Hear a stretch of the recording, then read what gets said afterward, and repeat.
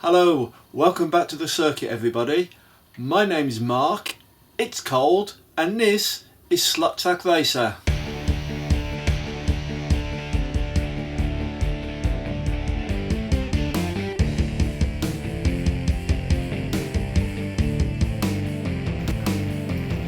Well, thanks for joining me for episode 11. Let me tell you what I've got coming up in this edition. So basically I've got two main themes this week.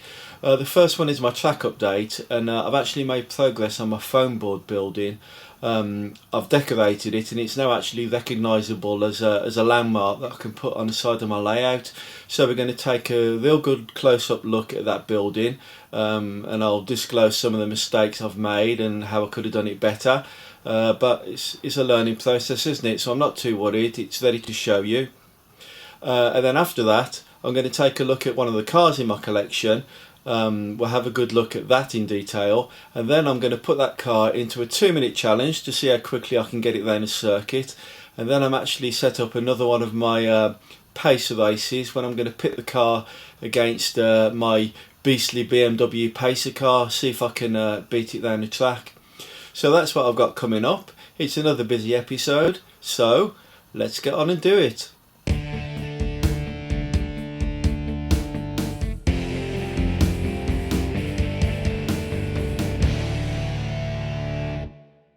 So let me show you my first foam board building that I've made, and here it is, and it's the first part of my circuit and it's probably the first clue as well.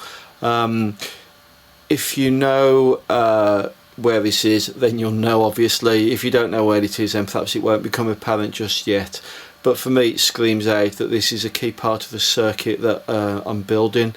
So let me show you the foam board building. So it's my first one, and as such it's not perfect. It's got the big plate glass doors there to get in, sliding doors.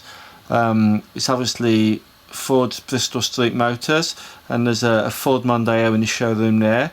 If you can see, can we zoom in a little bit? See if I can zoom in, there we go, sorry, shaky camera. So we got 1st of August, new reg, H reg, 1st of August. Did you ever buy one of those? Are you of that age? And we're offering no deposit finance. And we can see some adverts on the wall there. So there's one for the Sierra, one for the Escort, and one for the Fiesta. Those are obviously not new models because it's in keeping with the period when my racetrack is going to be set. What else have I done? So this, can you see the sort of walkway around it? So that is actually aquarium substrate. So it's the stones that you put at the bottom of your fish tank. And what I've done is I've used a modelling technique where I've put it on, and then I've puddled PVA glue mixed with water and fairy liquid, and that's gone on, and it's set like concrete. It's really hard. Obviously there's like some little bits and pieces missing, but I need to neaten that up. The building's by no means finished yet. I need to put some lights in it really. So for me upstairs, there's no furniture inside it, and I've had to, the windows I cut out were pretty bad, so I've had to neaten them up with some coffee stirrer sticks. There's some gaps obviously. The white strips are supposed to be vertical blinds. I think we had them in the period where my race track is set. Obviously there's a problem with the thickness there, but really I'm sort of pointing out faults here, but I just wanted to get on and get something made and get it done really, and I'm really pleased with how this has turned out. So little details, I've done a emergency exit sign, got a little alarm panel on the door there. There's a bit of a gap in the perspex there that I need to neaten up. So my next plan with this building is to create some sort of hanging chandelier in the reception area there, and maybe a potted plant, as per all corporate environments have these lovely decorating features, don't they? Whether you can see in there, but we've actually got a tiled floor. Can you see that? So it was just some shiny cardboard that I cut into squares and made a nice shiny floor. There's a car in the showroom. So I think once I've got it lit up, the display will look a bit better. I've also got a friend, well actually a friend, son-in-law, with a 3D printer, and I'm sort of half promised some nice 1990s office furniture to put in there. So there you go, there's a nice long shot of it. Bristol Street Motors next to the pits. I can't have my pits plugged in at the moment because it's annoying somebody that watches my videos, so you know who you are. I haven't plugged the pits in, but what do you think? Bristol Street Motors. So what's the next step? So this area, so I've said on a previous video, I've gone for maximum track on my layout, so I haven't got a lot of room for buildings. But here, I suppose this will actually look realistic to the actual track, because it was a little bit like this. I've got some stuff I'll show you in a minute, and I'm going to make some safety barrier to go down the edge there. Sorry, I had a complete mental breakdown there. I'm going to make a safety barrier to go down the track. I'm not going to put it right up against the edge because it's quite springy, so what I might do is like cut the foam about an inch away from the track and sandwich the safety fence in between the two pieces of foam, and that'll give it a bit of sort of structure to grip onto. Let me show you what I'm going to use for the safety barrier. So in the summer we did a bit of work on our garden. We put a few stones in and cut the lawn back, and I bought this plastic stuff here to edge the lawn. Now it's really unwieldy, it's really stiff and well out of scale, I suppose. But the track I'm modelling, it actually had a lot of Armco barrier. I don't think safety was such a thing in the sort of period where the track was in existence, so they didn't bother so much with safety, not like we do these days. So I think I can get away with this by getting it silver, and I think it looks a little bit like Armco, and basically it's free, isn't it? I'm reusing something that I don't need anymore, so that's all good. It's really unwieldy and stiff at the moment, so what I might do is cut it to length and then get it in a bucket of really hot water, 'cause, I mean, it's dirty at the moment, it's got a lot of mud on it, but if I get it in a bucket of hot water, I reckon I can sort of bend it the other way and get it into a decent shape. And then if I split this this green foam stuff, I can sort of sandwich it in between, and that'll make a nice safety barrier, painted silver, a few stickers on it, and then Bob's your uncle, we've got a safety barrier for this end of the track. And when you see pictures of the real track, you'll think, well, that doesn't look a million miles away, so I'll give you that one, Mark. So there you go, that's my track update. Look, we've got a lovely Bristol Street Motors building with outside curbstones, windows, vertical blinds, tiled floor, nice reception area. So that's that, and then next step is to use this fence here, this plastic track, to make some fence. So that's me. I'm going to go back in the house in a minute because it's really cold. It's snowing actually here where I am. So there you go. One more thing, if you get an idea of what track I'm going to try and model here, have a guess in the comments. I don't know if you're right, I may tell you, I may not, but have a guess anyway, and you can come back later and see if you're right.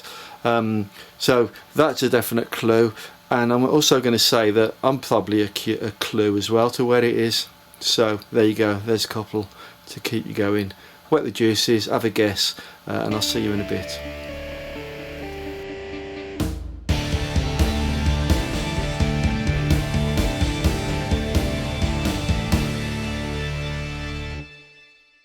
So while I was building my Bristol Street Motors Ford garage, I had a little thought in my head. I wonder how many Ford cars I've got, and I counted up, and I've got quite a fair few, and I thought I'd pull this one out and show you. So this is C3592. It was bought for me as a Christmas present, and it's a lovely car, isn't it? So Escorts, remember Escorts back in the day? They come out about 1969 I think, or through the 70s. I didn't like them at the time because when I used to watch the rallying on World of Sport, I used to like the Minis, and when these came out they started beating the Minis every time, didn't they? This particular model, it is a Mark 1. It's blue and white, obviously, blue with a white stripe, and this was out the Fast and the Furious movie, Fast and Furious 6, not as I've ever seen 1, 2, 3, 4, 5, 6 or 11 Fast and Furious movie, but nevertheless, according to the Tinternet, this car was in it. Let's have a look at it. So as I say, it was bought for me as a Christmas present, and it lasted about 3 laps before I put a digital chip in it, and it smacked straight into the back of another car and it lost one of its headlights. So what I'm going to do in a minute is I've got some new headlights for it. I'm going to take it in the house where it's a bit warmer and take it apart and see if I can fit the new parts. I've never actually been inside the chassis, so I don't know what it looks like inside. If it's interesting, I'll film it and show you. But this is a nice car. Highly detailed, I suppose. Nice wing mirrors. Do you remember they used to be fitted there on those weird stalk things, not like the colour-coded things that we have today. Nice and fast, straight out of the box. This was a quiet car and a fast car, and I think that's why it only took 1 lap round, smacked into the back of another one. I think it also came off up against a Christmas tree a few times, but it's not damaged apart from the headlights. There you are, digital chip fitted. God, it's dusty, isn't it? It's been in the box for quite a long time actually. It's the first time I've got it out. I have given it a couple of laps, and I remember it's actually quite a fun car to drive, and even without trying, I've got some nice good lap times with it. There you are. So let's stop looking at it. I'm going to find a way of reviewing Scalextric cars, because there's a guy I watch does a train channel, and he's got a lot of good ideas to how to review his train models, and I'm trying to think of some criteria that I can use to judge these cars, other than do I like it, is it fast, does it stay on the track. But I'll come up with something and I'll make a feature of it. But I'm now going to put this car on the track and just do a couple of laps. So let's see what that looks like. Let's go left-handed. Oh, a bit slow, there it goes, look. Nice and quiet, isn't it? So I'm left-hand driving it. Oh, I got stuck on the, not the point, stuck on the changeover track. There you go. Nice. So what I'm going to do is I'm going to give it a 2 minutes endurance test. Basically what I'll do is I'll put a race up on my SSDC software, give it 2 minutes and see how many laps I can get round. I started featuring this in one of the first 2 videos that I did, and I never really stuck with it, but let's resurrect that. So this car, 2 minutes, what's its fastest lap, and how many laps can it do?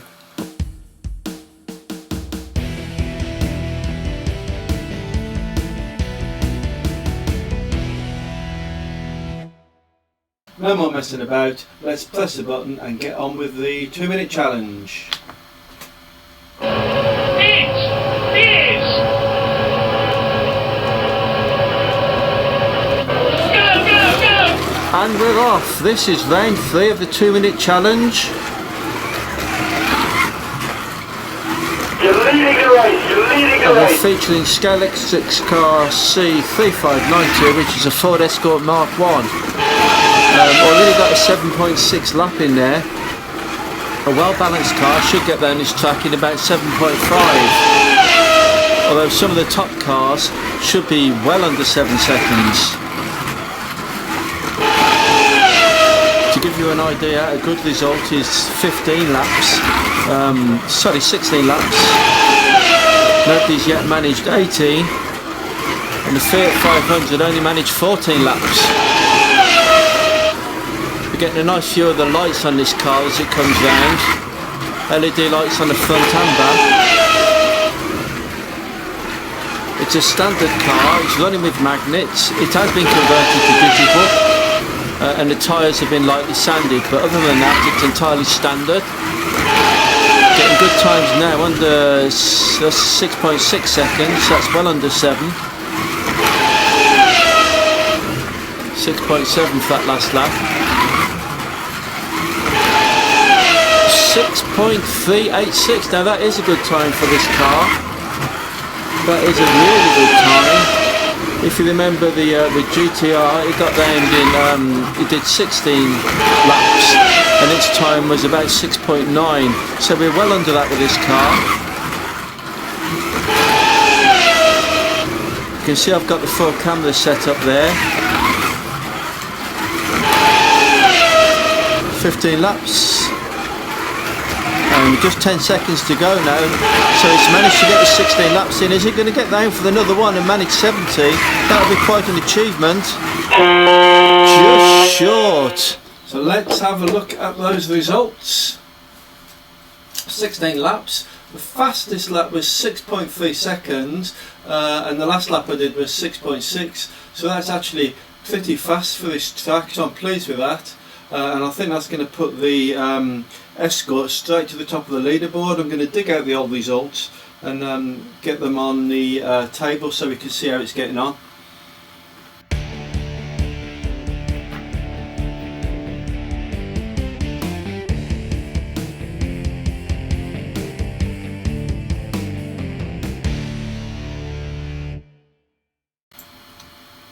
So this is the final challenge for the Escort today.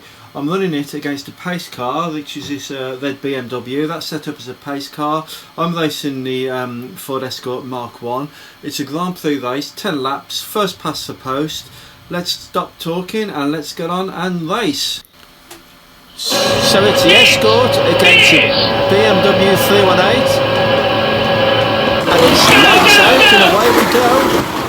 So we're coming round for the first lap and the BMW is well ahead there. So the Escort had a poor first lap. Coming round again, it's still the BMW in the lead.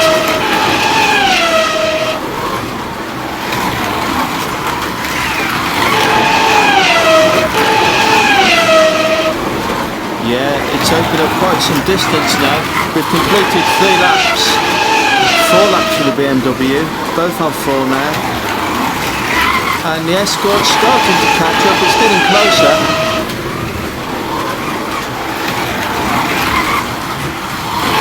The back flipped out there, we're looking at a gap of about 0.6 seconds, it's behind, they're both on 6 laps.